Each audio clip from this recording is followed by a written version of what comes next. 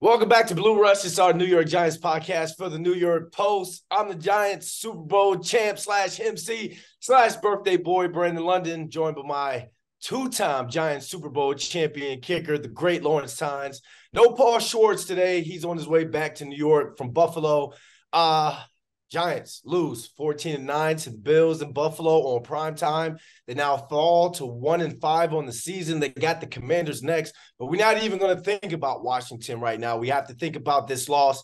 Tyrod Taylor didn't play terrible, but 2 plays from the 1-yard line at the end of both halves got no points out of it. Justin Pugh, straight off the couch, played well. The offensive line actually didn't play well. There's so much to unpack under this one. Tynes, jump right in, man.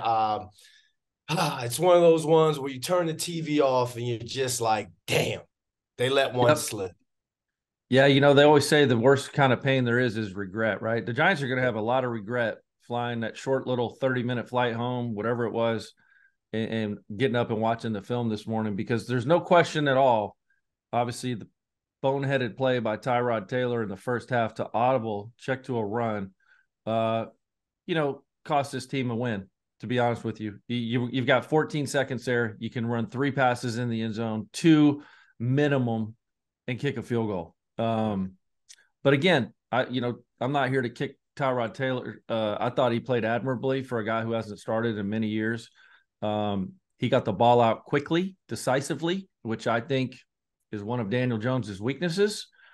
He did get the ball out to the wide guys. Remember, we talked in the pregame show that maybe he wouldn't do that. Man, he throws a pretty deep ball. Lots of opportunities there. The Hyatt play with the illegal downfield on Evan Neal was garbage. Terry McCauley even said so. Some bad calls going against them. End of the game, I love the play. Love the play action. You throw it up to a 6'6", 6'7" tight end. It just didn't work out. But overall, there's lots to like about this football game. Even though they lost, you hold a top 3 scoring offense to 14 points.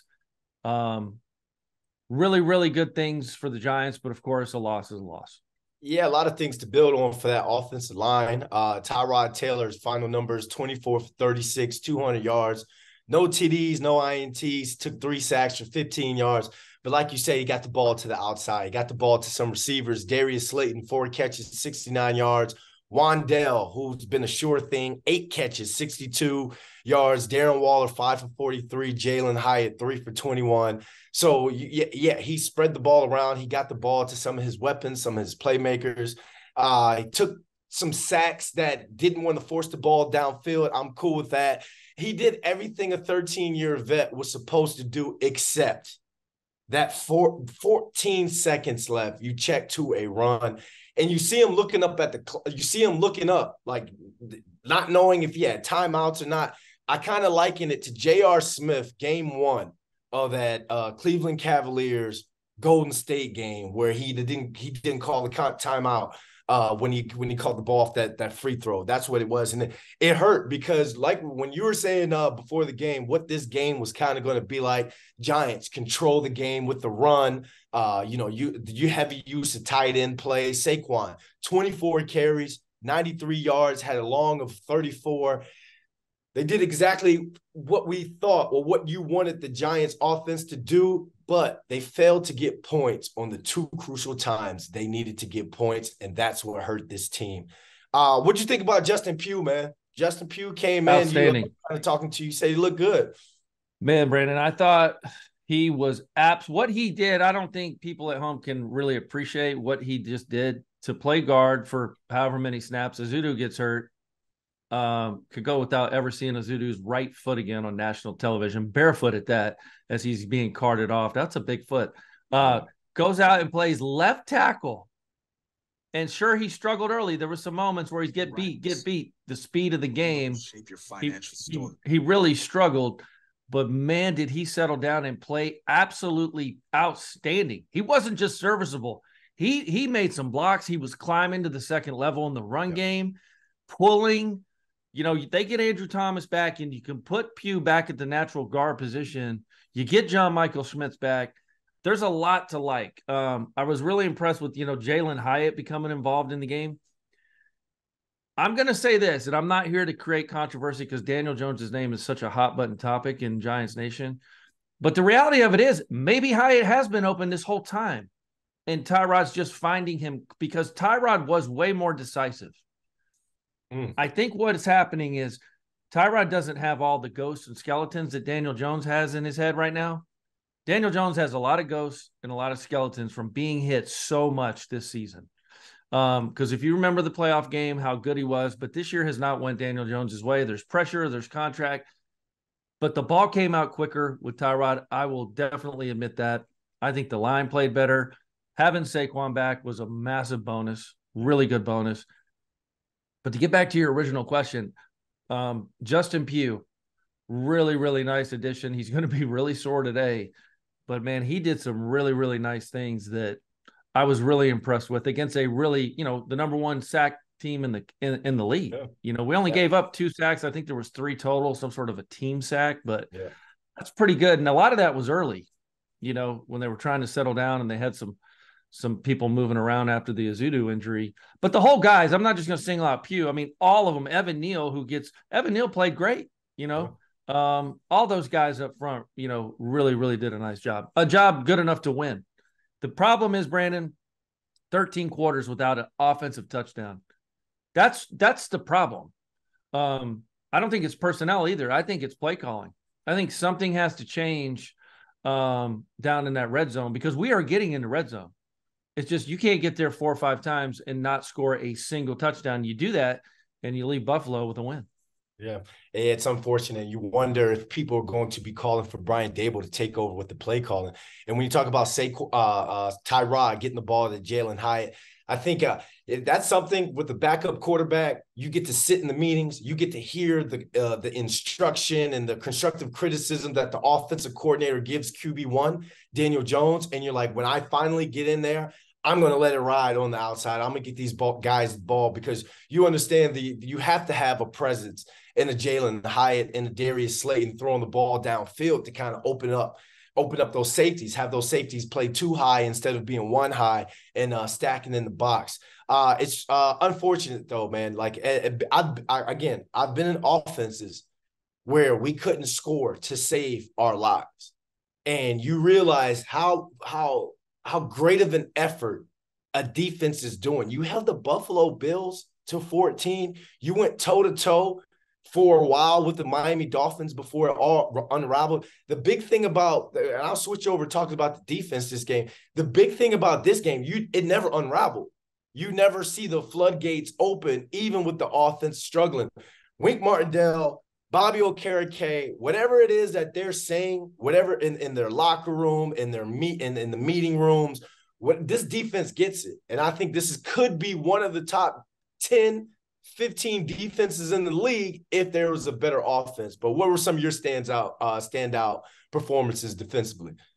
Well, yeah, Bobby Okereke, since, really the last couple games has really dialed in his game. I mean, he is comfortable. He is making plays. He is flying around. We knew that would be the case. He doesn't come from a blitz heavy defense in Indy. He has really settled down. He is a obviously bona fide stud. I mean, he is around the ball. He's tipping balls. He's causing interceptions. He's causing fumbles. McFadden is playing great. It's good to have him back. That certainly made a difference. The secondary played good. I mean, Deonte Banks continues to go out there and do his thing. Cordell Flott was playing well. I am blown up. Here's the thing. I said I said Leonard Williams and Dexter Williams in the pregame show would have to get going and have a bunch of tackles for loss, sacks, things like that. They didn't. They actually didn't. They were getting gashed a little bit in the run game, which is fine. That's Wink Martindale's bend, but don't break. The hardest hit Leonard Williams had was him and Dexter were hitting those guys in the fight. I mean, in the end zone. That was I don't know what that was all about. Who knew the Giants and the Bills had so much beef, but they had a lot of beef, man. There was a lot of emotions in that game that kind of rolled into the game itself, especially in the end zone. Here's my take on Dexter. Dexter's been invisible. If we're going to talk about I don't know where he went. He had like 1 tackle last night. And I get he's being double teamed and doing some things like that and letting Bobby Okereke and McFadden scrape. I just don't know where he went. He's not making near the impact he did last year after he got his money. Leonard Williams played hard. but didn't really do a lot. But overall, this defense is playing really, really well. They really gave Josh Allen some fits last night. Yeah, Dexter Lawrence, 1 tackle in the day. Leonard Williams, 4 tackles. He Micah played okay. McFadden, 3 tackles in the INT. Again, a back-to-back games with the turnover, but couldn't cash in. But yeah, this defense is playing top-notch. There is something about Deonte Banks. I did a Giants play 60 with him, Trey Hawkins III and Aururier.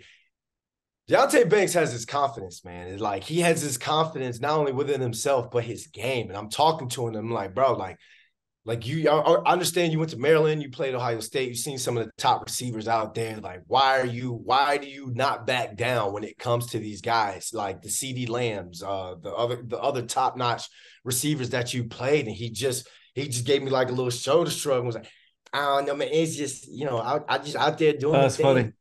That's Just out there exactly how doing he my thing. sounds. But there's a confidence there, man. And the Giants really cashed in on that pick. They really cashed in on drafting him. Again, it's just one of those things, man. Like as a team, bro. Like we've been through these locker rooms before. This can go either way. We were hoping that the Giants would split this Miami Buffalo trip, split one of these games because you got the Commanders, the Jets, the Raiders coming up.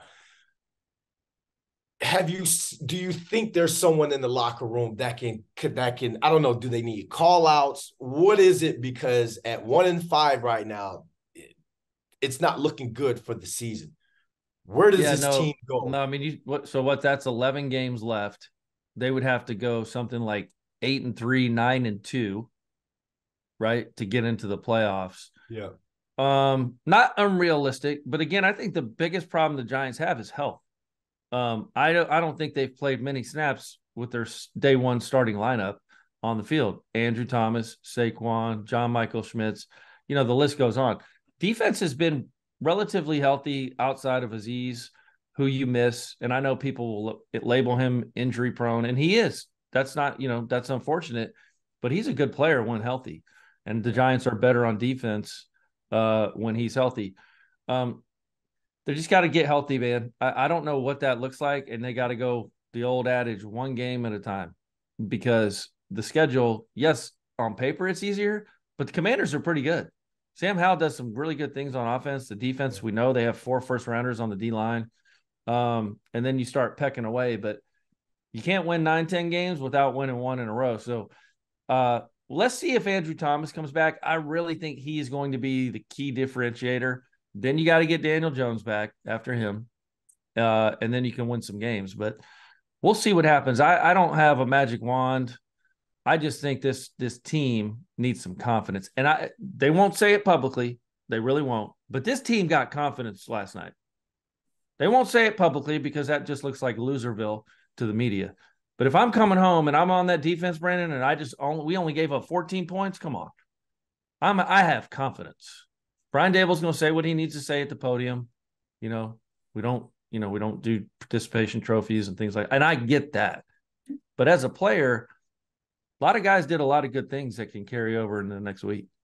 Yeah. I mean, again, back-to-back games with turnovers, back-to-back games going toe-to-toe with 2 of the league's top offenses. Let's go to the coaching, man, because Brian Dable's taking a lot of heat on social media this morning. I woke up and people are going at his head right now. Last year, this team wins this game. This year, they lost this game. Brian Dabo, thoughts so far? Do we join the mob of people like, oh, he needs to be fired? What's like, Brian? Is it Brian Dabo? No. You got to understand the injuries are part of it. And I get it. You're supposed to make the team still play well with injuries, but this team is not built like that yet. They don't have the depth yet. It's year 2. Year 1 could have been a fluke season to get into the playoffs. Year 2, I could see this team really getting better, but again, it's going to be based on health. Brian Dable is emotional, so you have to live with that on the good and the bad. So, like, we all love when he's in the locker room and Juicy's playing and he's dancing with his players. And all his players, I'm telling you, will still tell you they love him.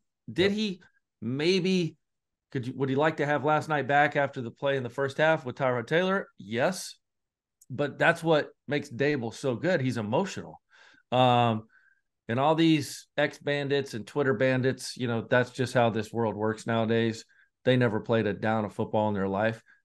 I guarantee you, if you ask Tyrod Taylor, he doesn't care. Sure, it was on national TV, but I think that's what makes Brian Dable so good. The problem I have maybe is the offensive play calling in the red zone, but I think it's all based off health and personnel. Like they're just not healthy yet. But no problems at all for me for Brian Dable. He is the right coach in this city for that team. Yeah, when you see him yell, he's yelling for a reason. Like the players, they respect that. He's one of those coaches that I've seen being around. He's one of those guys where it's, I'm going to give you the leeway to be you. Here are the parameters. You can be you as much as you want, but here are the parameters. No 15-yard penalties, no dumb plays. Go be you. And every time we've seen him upset or going off on a Daniel Jones or a Tyrod Taylor, been furious, it's warranted. It's one of those things where it's like, hey guys, like I'm not on you all the time. I'm not all in your face. I'm not one of those coaches. But on a play with 14 seconds left, we have to score points there. Daniel, you can't throw that interception against the Seahawks in the red zone. So it's warranted when he's upset with his players. And I don't take that as, oh, he's losing it or, oh, he's losing the locker room, he's losing the players. Absolutely not. I think the players understand the accountability that he puts on them and he puts on this team. So Brian Dable is the guy going forward. I would like to have some transparency now with Mike Kafka when he goes to these pressers and now when he's talking to the media. I don't want coaches talk anymore. I would like Mike Kafka to be very honest, or as honest as he could, without giving too much of a game plan away or what's hurting the team. I would like him to say, hey, we can't do X because of Y. I would like to throw the ball down the field more, but we need to shore up more on this side or that side of the offensive line. You like to hear more, man, because you're looking at the offense. Bro, we saw a day where the Jets beat the Eagles, the Browns beat the Niners, and I forget someone else went toe-to-toe with someone towards the end. So these teams and the Browns didn't have Deshaun Watson. They didn't have Nick Chubb. Obviously, Aaron Rodgers didn't play. Zach Wilson and the Jets beat the Eagles. So it's at any given Sunday. So a lot of people, the health and all, everyone's banged up. Everyone used, like, you can't even use, like, we can't use health as an excuse. We want to see, a lot of people want to see more creativity when it comes to this offense. And I think Mike Kafka, I would like to hear him talk about, or going forward, what kind of his thought process is, because at 1-5, no offensive touchdown since week, third quarter, week 2, week 3. Yeah, the 9 points last night probably drops us down to like a 10-point per game average. It was 11 before that. The Browns are interesting. Least amount of yards given up on defense since 1970 something. That's crazy. That's how good that defense is. PJ Walker, you mentioned him, backup quarterback, came in, managed the game. They won the football game. But that is a, generational type defense that they have on that side of the ball. And the Giants did that. It just didn't, listen, the reality is the Giants should have won the game last night. They didn't. Everyone knows they should have won that football game, and they didn't. But I don't know how much transparency you're going to get out of Kafka. I mean, he is pretty good up there. He doesn't budge. He doesn't get rattled. Incredible eyebrows too, by the way. But there's no way you are getting a single word out of him. He's really good, I think, in front of the media. Not for us or people that want good, cool answers, but he handles it the right way. It's why he interviewed for head coaching jobs last year. Yep. All right, 1-5. Got the Commanders. Quick thought on the Commanders before we throw to the Scotsman this week, at least this week in general. Yeah, just take the good from the film. That there is going to be lots of it. They'll figure out the scoring part. I think a lot of it's Andrew Thomas, Daniel Jones, health, John Michael Schmitz, getting everybody back. But the Commanders are playing pretty good football. I like Brian Dable over Rivera. I think Rivera's kind of packed it in. They have a solid defensive line. They got good players. Sam Howell's playing pretty good. So that'll be a test. Terry McLaurin, Scary Terry, we know about him. They've got some weapons on offense. It's at home, which I think will do well. Daniel Jones, if he plays, has, I think 5 or 6 wins against Washington. So he likes this team, but just get rested up, get some bodies back, and man, go score a touchdown. To hell with winning a game. Lord have mercy. You got to score touchdowns. I mean, I'm sure in that building, because if you think about who's in that building, is Dabo, Kafka, all these amazing offensive minds, right? They have to be going, what in the hell? 3 games? Last touchdown was Breida in San Francisco. Think about that. That's a long time ago, but just get healthy. Hopefully Andrew Thomas can come back, and Saquon's no worse for the wear after playing last night. He looked really good in the second half.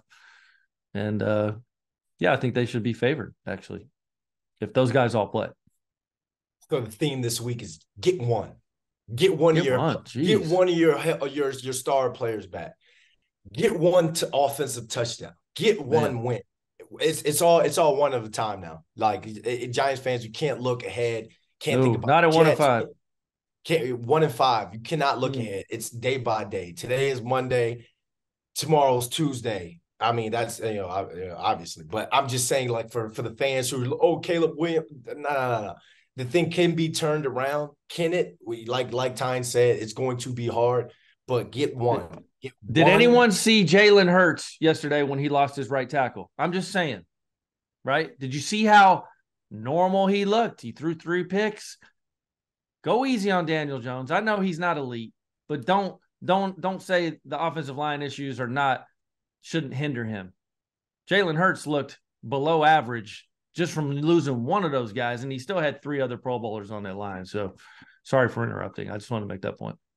No, that was great. Well, you guys heard what we thought about not only the Buffalo game, but looking forward. Now I'm looking forward to hearing what the Scotsman thinks. And that says cheerio to episode 157 of the Blue Rush podcast, our New York Giants podcast from the New York Post. Lots of New Yorks in that sentence. Thanks to Jake Brown, Andrew Hartz, and new intern Mason Verdecchio for producing the show. Verdecchio, that's got a nice roll. I put the pronunciation because I knew you would have a fun time with that accent, saying that name in that tone of voice. Lawrence, bloody bad times here for Big Blue, but we all talked in the break there. The schedule the rest of the way is not terrible. If they found some sort of competence with the man led off the couch, Justin Pugh, they could win some football games here. That's right. And what you were saying earlier with Verdecchio, that's called phonetic spelling. That's what that is, Jake. Yes, they were a wee bit. The schedule softens up just a wee bit. So let's see if Big Blue can get some wins. Subscribe to Blue Rush on Apple Podcasts, Spotify, or wherever you get your pods. Watch full episodes by subscribing to the New York Post Sports YouTube page. Just follow the Blue Rush playlist. Give us a wee thumbs up and comment below. Can the Giants make a run and sneak into the playoffs? For Brandon London, I'm Lawrence Tynes. We return to our Blue Rush preview podcast on Thursday to preview the Giants matchup with the Bloody Commanders. Thanks for listening to Blue Rush, folks. Cheerio!